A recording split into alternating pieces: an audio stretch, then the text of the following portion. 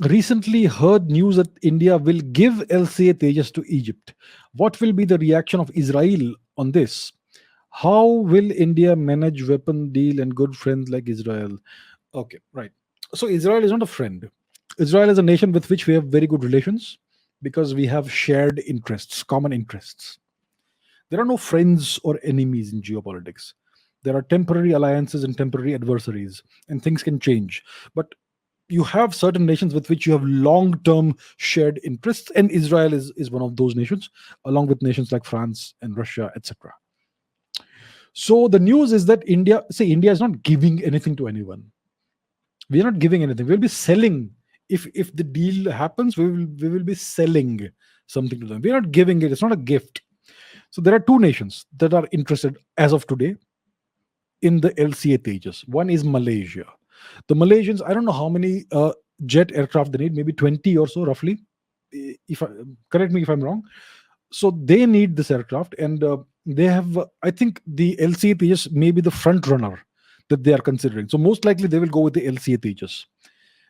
So I think a Malaysian delegation is going to visit India very soon to see the production facilities and take a look at how the aircraft is and maybe test it out or whatever. So whatever they will have to do, they will do it. And so the LCA Tejas is a front runner when it comes to Malaysia. The Tejas has a very good advantage. It's a very light aircraft.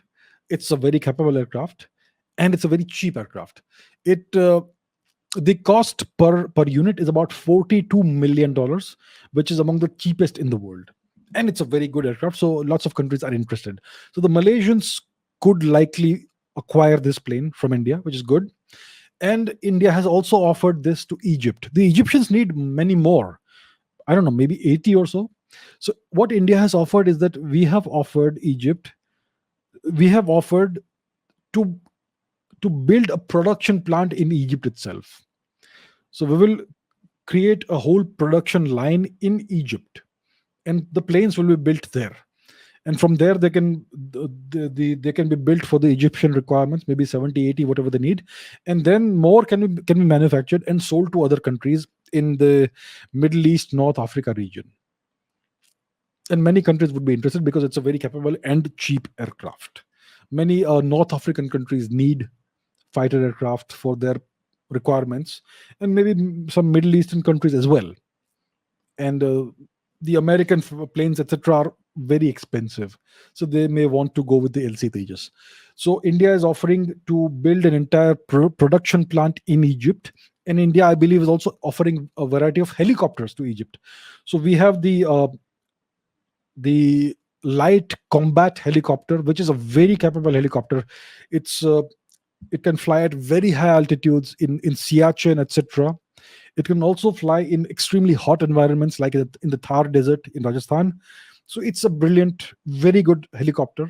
And we are offering that to Egypt along with the advanced light helicopter and some other aerial platforms. So that's what is happening right now. And let's see how that goes forward. Uh, what about Israel? Well, Israel will not be happy with this only if this deal threatens Israel's national interest.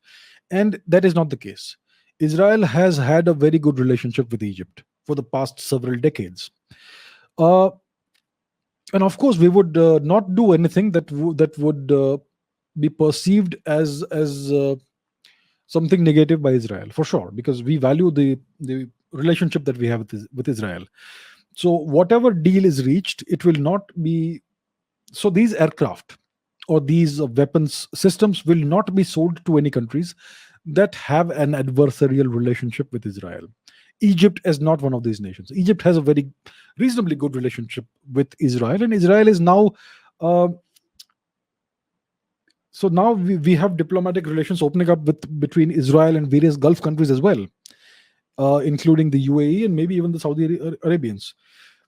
So things are changing in the Middle East after the Abraham Accords that President Trump presided over and all so on.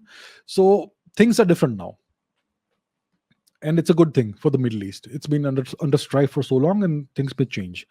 So that's what the situation is. The Malaysians could likely acquire the LCA Tejas, maybe 20 or so, and the if the Egyptians take the deal, then they could set up their own production facility over there. So these are very good developments when it comes to Indian defense manufacturing, because we are now in a position to actually sell these uh, weapon systems and aircraft, etc., to other countries. And many countries are also expressing an interest in acquiring missiles from India, like the BrahMos, for instance. So great developments, very positive developments.